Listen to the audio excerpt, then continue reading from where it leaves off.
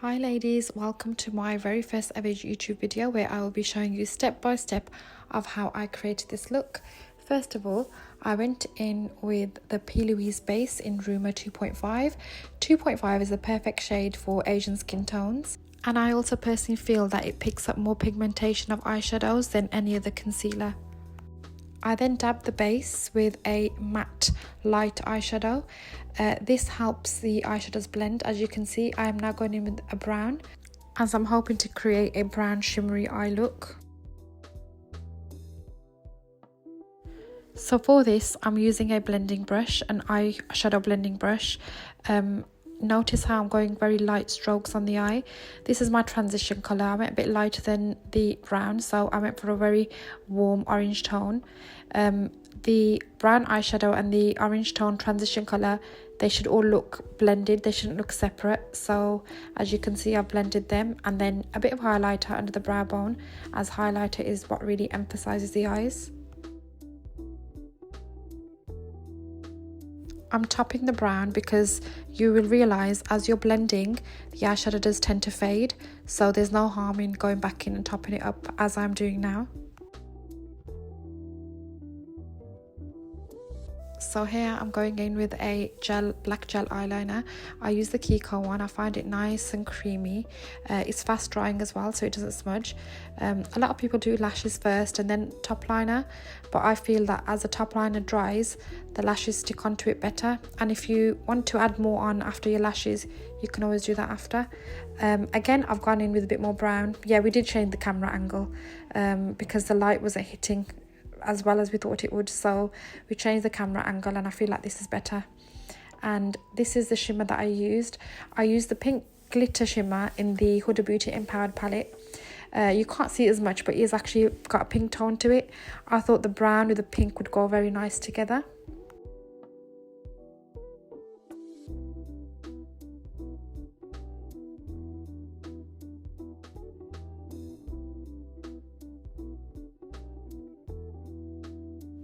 And that's the eyeshadows done. I will come back to it and blend a bit more if I need to. I normally do, to be honest, but we'll do that in a bit. So this is the part where I put the lashes on. I actually used some lashes from Shein. You get them in a pack of 7 and they're actually really good, very effective. They're quite wispy as well. You can get all sorts of styles. Shein is my go-to place for lashes.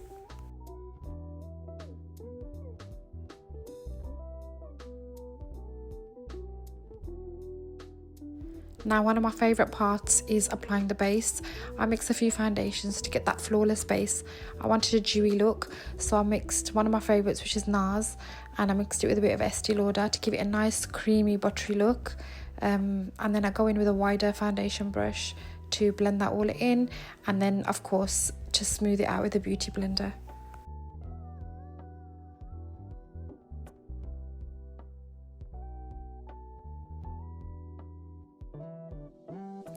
And at this point you can actually see the look starts coming together, but face is still a blank canvas.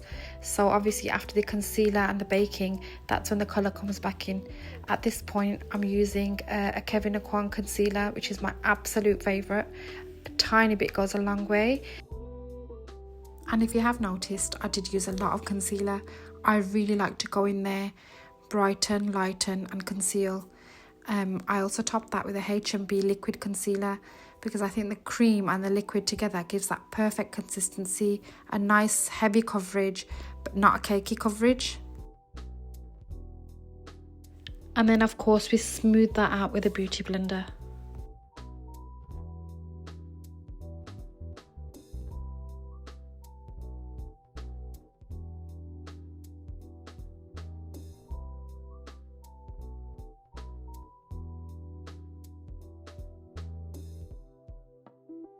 One of my favourite processes while doing makeup is baking. Baking not only sets the makeup in place, it also prevents transfer and it also highlights and brightens the areas that you want to highlight and brighten. My go-to baking powder is Huda Beauty's Easy Bake. It's literally chef's kiss. Absolutely love it. I use the shade Pound Cake. Pound Cake brightens and it's the perfect shade for a bright under eye. With baking powder, you always dab into the skin and not rub.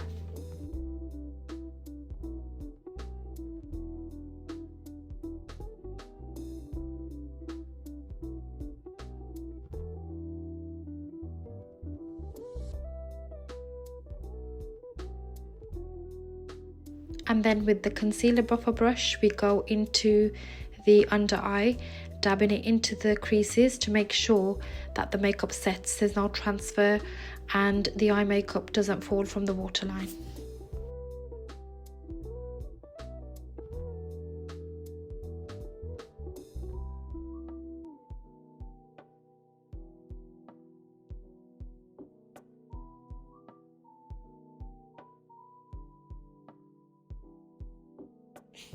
For the contour, I like to add a bit of definition to the model's face, so I've gone in with the Made by Mitchell curve case. I've actually used the pressed version, not the cream version.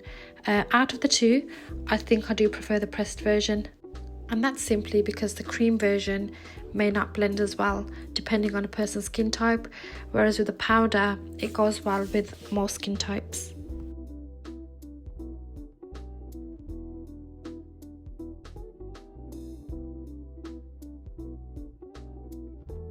I've done the contour heavier than what I normally would do, and this is because of the lighting and the camera and the angles.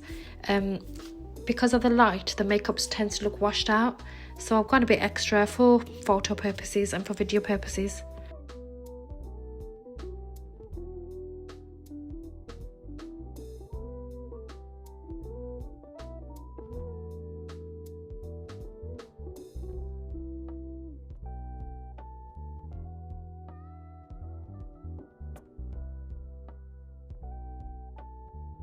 For the blusher, I have again used the curve case, Made by Mitchell curve case in the pressed version. I've gone for orangey browny sort of tones because that's the sort of look I wanted to go for.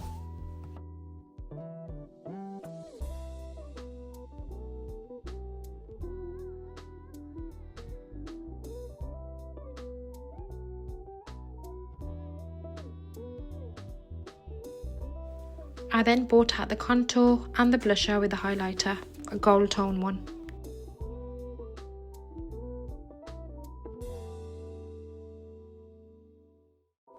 Anyone that knows me knows that I'm constantly going with more and more blusher, because as the makeup sets, the blusher does start to fade. Any of my clients know that all I do is just top up blusher constantly, and I think it makes a big difference. And just adding a bit of powder to chisel the cheekbones. With eyebrows, I actually like to keep them natural. I don't define them completely unless a client requests it. I love natural brows and I just assume everyone else loves them. If clients do want them defined, then I'm more than happy for them to either do it themselves or I can do it for them. But I do like to go quite natural, and I start from the middle, go to the end, and then bring the colour forward. And that just gives it a naturally defined eyebrow look rather than the blocky eyebrows, which I absolutely do not like. They are literally a pet peeve for me.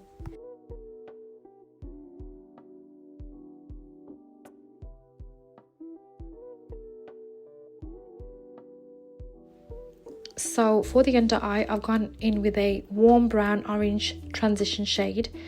I've also gone in with a black and I blend the two together. I think this is very effective and makes a big difference, and it gives you that nice smoked, blown out look, but not too heavy smoky at the same time. This is ideal for a soft glam.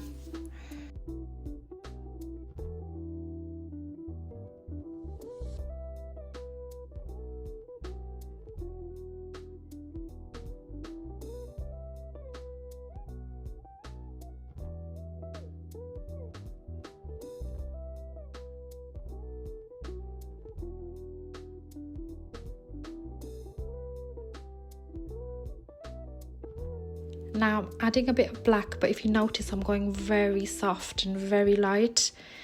These two colours should not look separate, they should look like they've been blended together. So again, I go in with a bit more brown, and if you look carefully, I blend the two together so they don't look separate, they just look nice and flowing together. The key to a perfect eye makeup is to blend, blend and blend.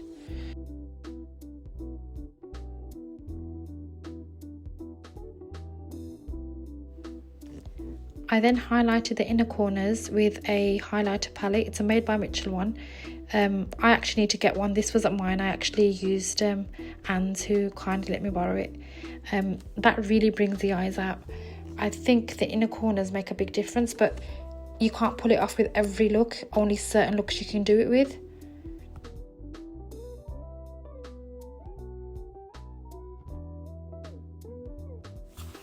If you want the perfect gel eyeliner, I would highly recommend Huda Beauty's Lifeliner. It's the perfect consistency for a waterline. It's not too wet or messy.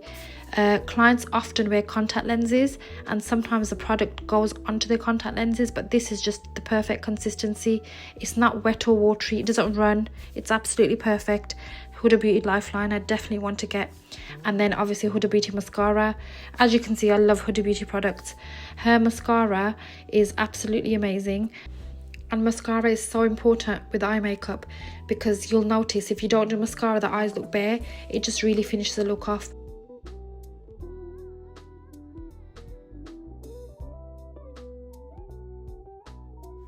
And as you can see, the model wanted to line her own lips, and as a makeup artist, I'm more than happy for clients to do that. This is the Morphe lip liner in Bite Me. It's my absolute all-time favourite brown shade. Very creamy, very long lasting. It's definitely one to get. That's Morphe in Bite Me. So for the lip colour, I went for a brown. I used this from the P. Louise palette called Shut Up and Kiss Me. The palette's got about 15 shades and it's got a variety of nude pinks, nude browns, medium pinks, medium browns. It's the actual perfect lip palette and they're all matte and they're all lovely colours.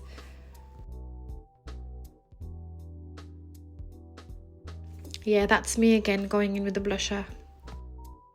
Also, I've started doing forehead blusher on myself when I do my makeup and I really like it. So I thought I'll try it on the client and I really like it, to be honest. I think that's something that I'm going to start introducing. It just adds a bit of colour to the face and I think it looks quite nice. So guys, what's your opinion on forehead blusher? What do you think of it? I mean, only a hint, but I really like it. Time to take out the strands that I pinned back so I could do the makeup, and time to make a few tweaks with the hair. Yeah, the camera angle wasn't the greatest here, but when we realised, we did fix it. But I'm just combing out the strands, loosening them a bit and making them wavy here.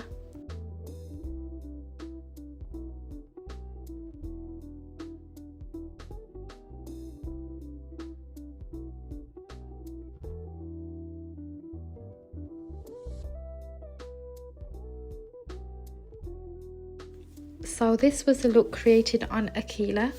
I do hope you enjoyed watching that as much as I enjoyed creating it. So it was the brown eye, pink shimmer, full glam lashes, peachy browny blusher tones, a brown lip, of course a tikka. There's no finishing touch without a tikka. It just makes the whole look, especially with the middle parting. You can't go wrong with a tikka. I really hope you enjoyed watching this as much as I enjoyed creating it. If there's any other looks you want to see, please do comment below and I will be creating for you, inshallah. And thank you so much for watching.